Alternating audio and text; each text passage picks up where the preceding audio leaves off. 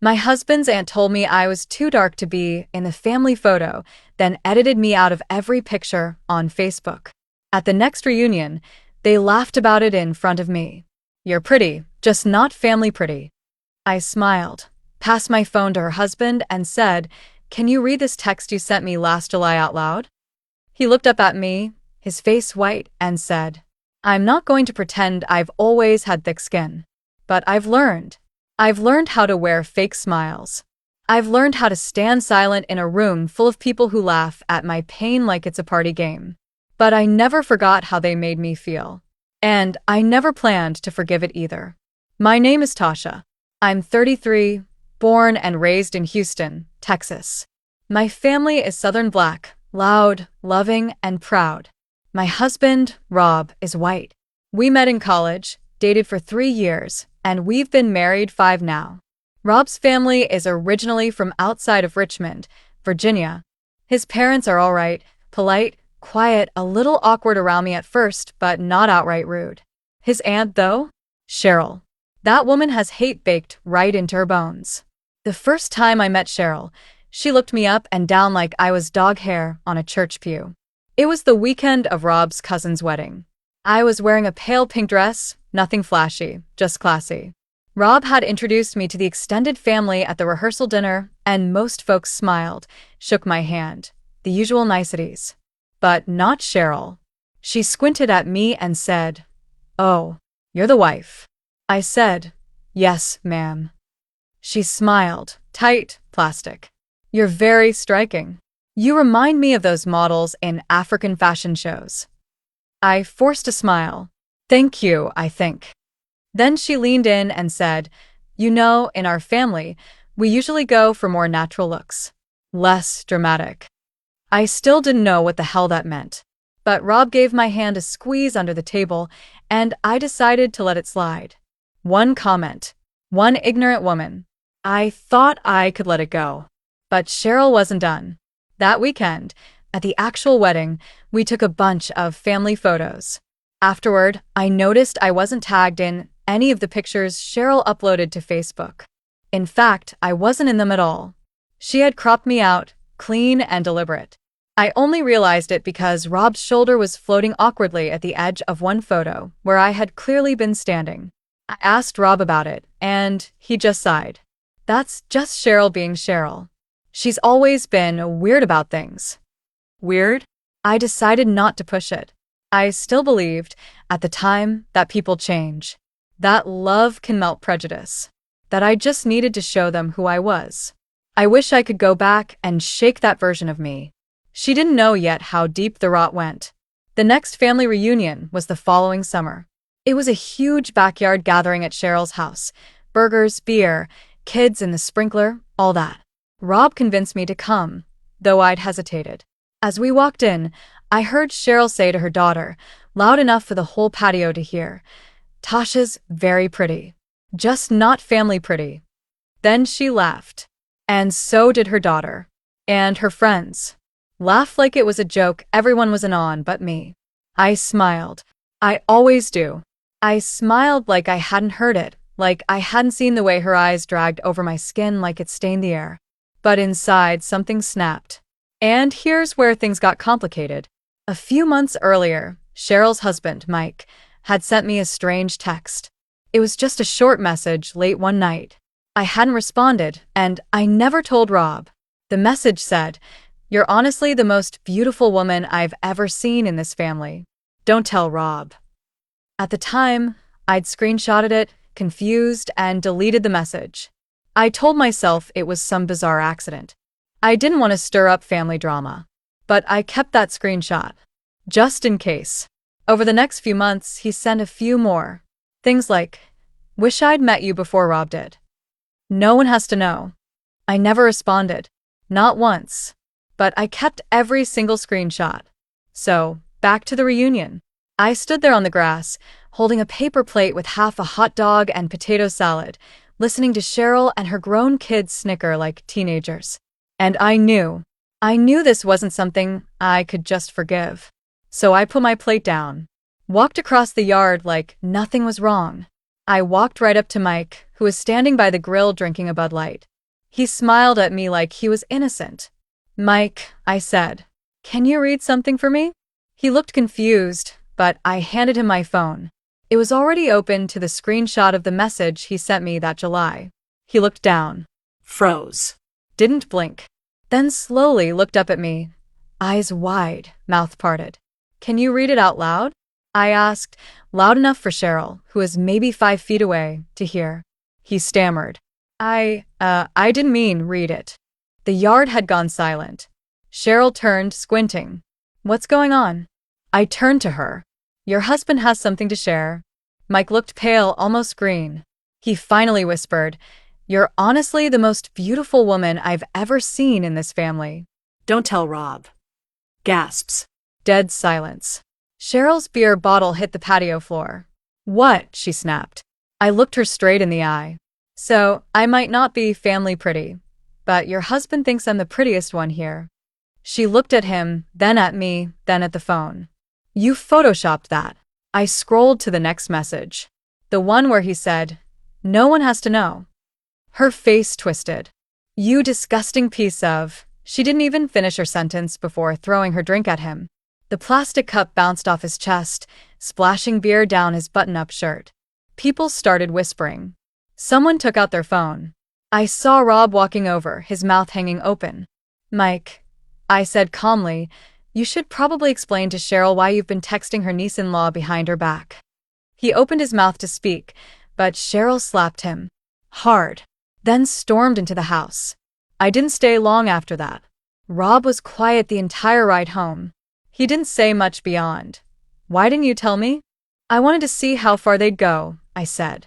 Now we both know. After the reunion, things didn't quiet down. In fact, that night was the start of a wildfire that burned through the whole family. Cheryl blocked me on everything within 24 hours. No apology. No explanation. She even tried to block Rob, but he wasn't having it. He called her 3 times before she finally picked up. I was sitting right next to him, and he put her on speaker. The first thing she said was, "So, you're really staying married to that?" I didn't even flinch. Rob looked at me, then said, "Yeah. And you better explain why your husband's been texting my wife at night, or this whole family's going to know about your perfect little marriage being a lie." Cheryl scoffed. "He said she flirted first. She's always been attention hungry. That's how women like her are. Women like me." I wanted to jump through the phone, but I kept still. Rob's face went red. "Don't ever talk about my wife like that again," he snapped. "This isn't about her. This is about Mike." And how you're mad because you can't control everything anymore." Cheryl hung up. A few hours later, Rob's mom called. Her voice was trembling. "Tasha, sweetheart, I just want to say I'm sorry." "I didn't know any of this." "Cheryl's been awful for years, but this is something else." I appreciated that. But it didn't stop what happened next. Cheryl went on a rampage. She posted on Facebook about how I was trying to destroy her family. She claimed I had seduced Mike and twisted his words. I didn't respond publicly, but Rob did. He commented right under her post, plain and simple. He sent her the messages. "I've seen them. Stop lying." After that, the post vanished. But the whispers didn't. The rest of the family started picking sides. Half of them believed Cheryl. Said I was a troublemaker, an outsider, someone who didn't understand how their family works. One of Rob's cousins even messaged me saying, "You should have kept this private. Airing dirty laundry is trashy." But I was done being quiet. I posted all the screenshots, just 3. No extra words. No captions. Just the proof. And then the real secrets started falling apart. See, Mike had been sending flirty messages to more than just me. A woman named Brianna, Cheryl's former coworker, commented under one of the screenshots. She said, "Wow. So, he's still doing this." I messaged her privately. She told me she'd gotten texts from Mike back when she worked with Cheryl 2 years ago. Same pattern. Compliments. Late-night messages. A few of them got explicit. I asked if she'd be willing to share them. She did. Now I had two women, me and Brianna, with receipts. I sent them to Rob. He showed his parents. His dad didn't say much, but his mom cried. And not for Cheryl. For me. For what I had put up with all this time. Why didn't you say anything sooner? She asked. Because I didn't think you'd believe me, I told her. That shut her up real quick. Meanwhile, Cheryl was spiraling. She started messaging people I'd never even met, friends of the family, old high school buddies of Rob, telling them I was trying to break up her marriage and poison the family. But here's the thing. Cheryl didn't know how badly she was about to get exposed. Because Mike, he started talking. A week after the reunion, Mike showed up at our front door. Sweating. Smelling like he hadn't showered. His eyes were bloodshot. Rob almost slammed the door in his face, but I stopped him. Let him talk, I said. Mike stood there on our porch, holding a manila envelope. She's crazy, he said. She's been tracking my phone, reading my emails, installed cameras in our house. I can't even take a piss without her accusing me of something. I crossed my arms. So now you want help?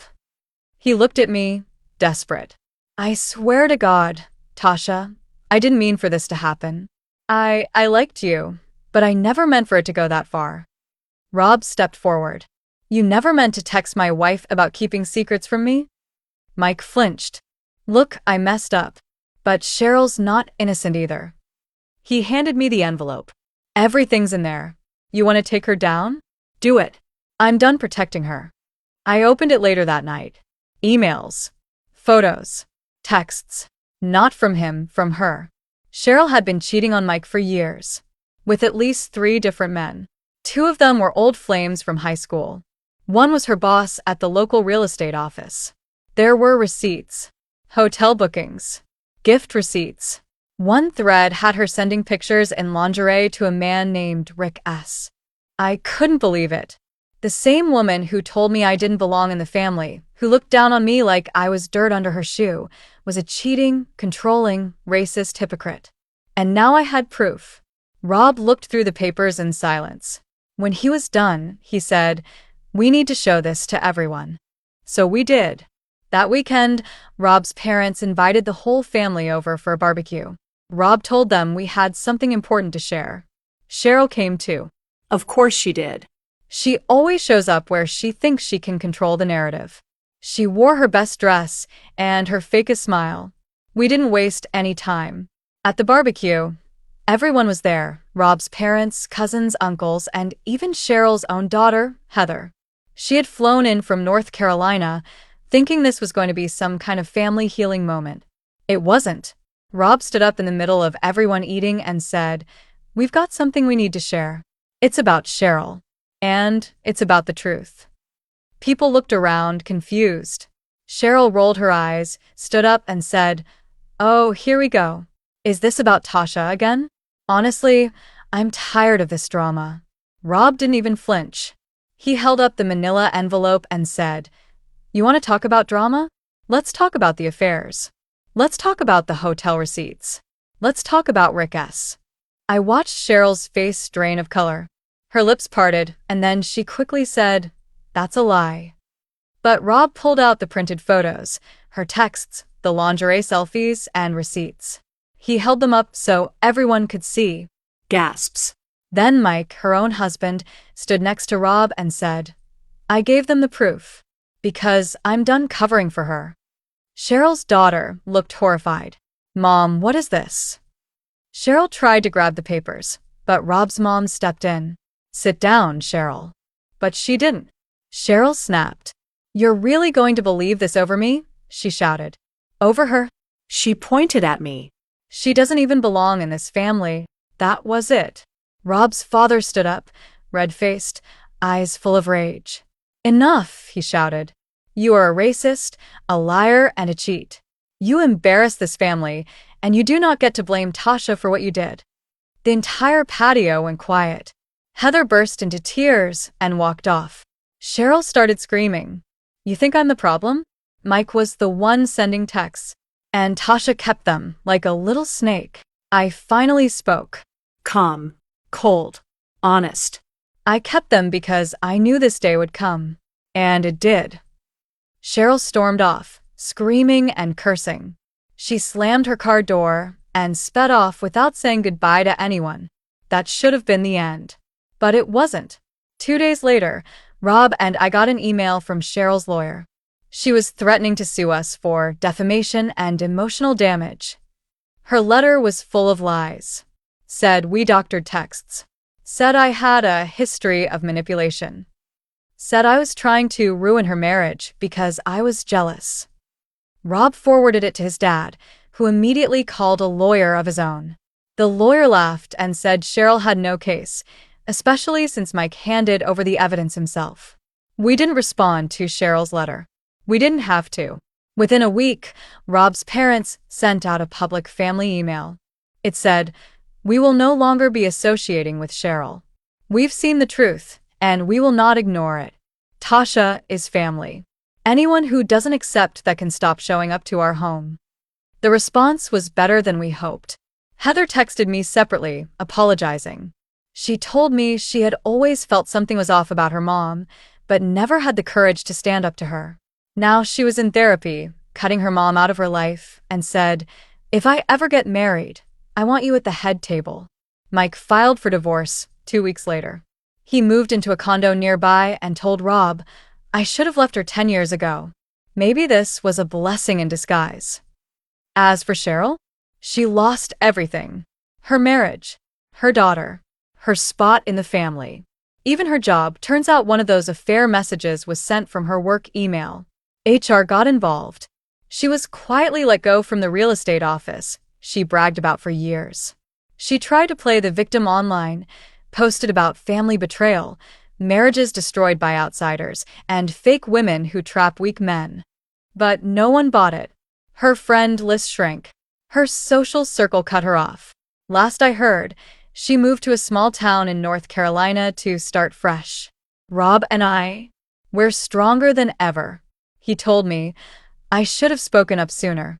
I won't let anyone treat you like that again. Ever." I believed him. It took time to heal, to accept that some people will hate you no matter what. But in the end, Cheryl got what she gave. All the pain, the cruelty, the lies, they came back to her. Loud. Public. Final. I didn't even have to lift a finger.